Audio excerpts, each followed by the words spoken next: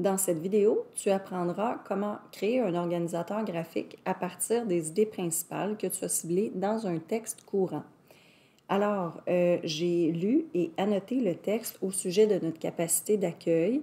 Donc, il y a certains paragraphes pour lesquels c'est une idée principale implicite qui a été formulée dans la marge par moi. Pour certains paragraphes, c'est une idée principale explicite, donc la phrase est soulignée directement dans le paragraphe. Donc, ça, c'était mon texte. Maintenant, je veux préparer ma feuille de notes. Alors, je veux faire un organisateur graphique avec mes différentes idées. La première étape pour faire ça, ça va être de recopier toutes mes idées principales, autant les explicites que les implicites, et les placer les unes au-dessus des autres sous la forme d'une liste. Donc, c'est ce que j'ai fait. Je suis allée les chercher une par une et je les ai collées comme ça. Donc, ça, c'est la première étape. Ça va m'aider pour faire des regroupements. Ça va être plus facile si elles sont toutes comme ça dans une liste. Deuxième étape, je dois reformuler certaines idées parce qu'il y a des idées que j'ai formulées moi-même. Donc, ça, c'est correct. Dans mon texte que je vais écrire à partir de ces notes-là, je vais pouvoir utiliser ces mots-là parce que ce sont les miens. Par contre, les phrases qui sont directement soulignées dans le texte, je ne peux pas les utiliser telles quelles parce que ce serait du plagiat. Donc, je vais regarder dans ma liste d'idées. Celle-ci, c'est une idée principale implicite que j'avais formulée dans la marge, donc je peux la garder telle quelle. Ça, c'était une phrase du texte, je vais devoir la reformuler. Celle-là, c'est moi qui l'avais formulée dans la marge. Ça vient du texte. Ça aussi, ça vient du texte. Ça, c'est moi qui avais reformulé. Alors, je peux le garder comme ça. Ça, c'était une phrase du texte. Et ça, c'était moi qui avais reformulé. Donc, les idées qui sont en jaune, je peux les laisser comme ça parce que ce sont mes mots à moi. Les autres idées restantes, je vais devoir les reformuler. Parce que je ne pourrais pas dire exactement cette phrase-là dans mon texte. Alors, l'immigration est humanitaire et non économique. Je pourrais écrire demandeur d'asile égale en danger dans leur pays. C'est ce que ça veut dire de l'immigration humanitaire. Pas seulement en quête d'un pays où travailler. OK. Donc, je pourrais effacer l'ancienne formulation qui est celle du texte. Alors, j'enlève ça. C'est remplacé. OK. L'autre idée, donc l'idée d'envoyer les demandeurs en Ontario, ça vient avec deux risques, séparer des familles et envoyer hors du Québec des gens qui parlent français. Comment je pourrais formuler ça autrement? Je pourrais dire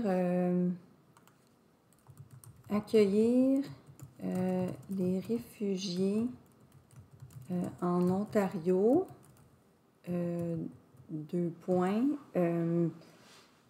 peut diviser les familles, plus il y a le risque de perdre des immigrants francophones. Voilà, donc ce serait dit dans des mots différents. Donc, il y a certains mots que je ne peux pas vraiment enlever. Là. Il n'y a pas vraiment de synonyme pour famille ou Ontario. Là. Je dois garder ces mots-là.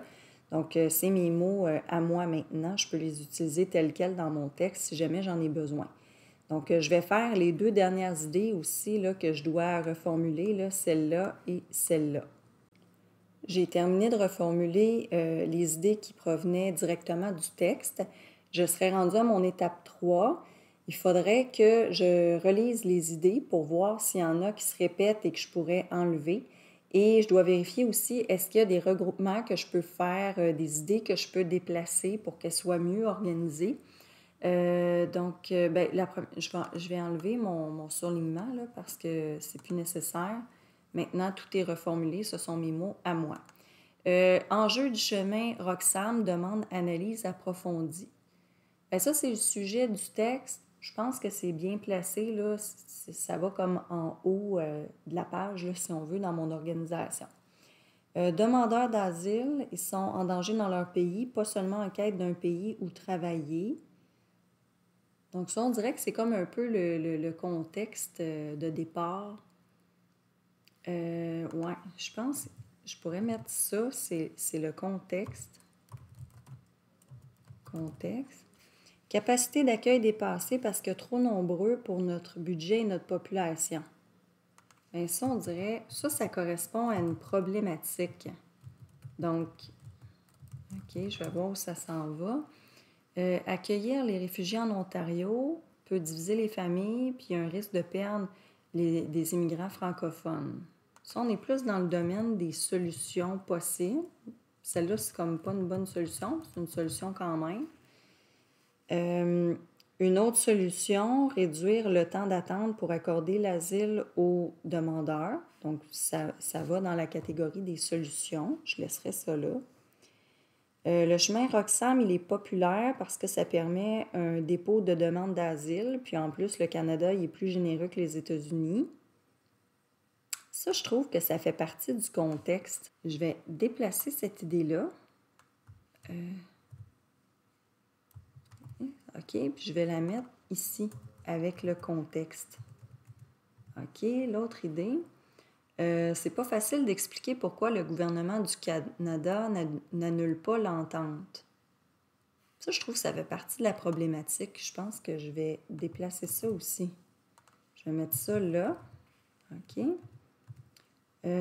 Puis, le problème des réfugiés est là pour rester. Donc, il faut trouver des solutions concrètes, mais c'est pas facile. Oui, bien ça, c'était un peu ce qu'on disait dans la conclusion, mais dans le texte, on en parlait des solutions qui sont proposées, puis on disait que dans le fond, il n'y avait pas de solution idéale encore. Donc, c'est comme quelque chose qui est déjà dit. Je vais enlever cette idée-là parce que c'est pas nécessaire. OK. Donc, j'ai mon sujet, j'ai comme mon contexte de départ, j'ai ensuite la problématique, puis j'ai des solutions. Donc, mes idées sont bien regroupées. Maintenant, il me resterait à les placer là, graphiquement sur ma feuille. Je vais faire ça.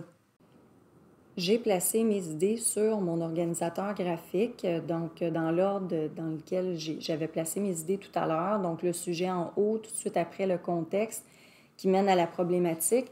Puis finalement, mes solutions, j'ai décidé de les diviser en deux. Il y en avait comme une bonne puis une moins bonne. Donc, je les ai séparées en deux parties.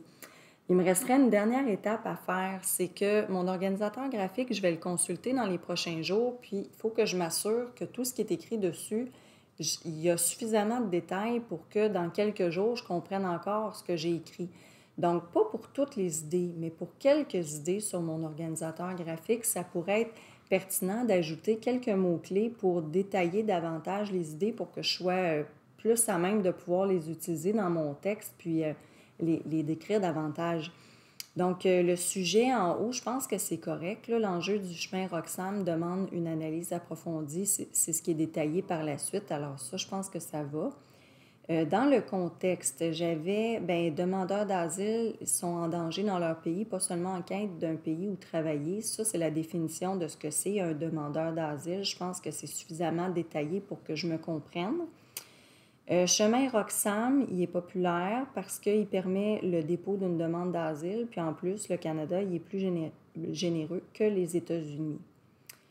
Donc, ça, peut-être, par exemple, qu'il faudrait que je mette un petit peu plus de détails là-dessus parce que je me souviendrai peut-être plus là, dans quelques jours là, pourquoi le Canada est plus généreux que les États-Unis. En fait,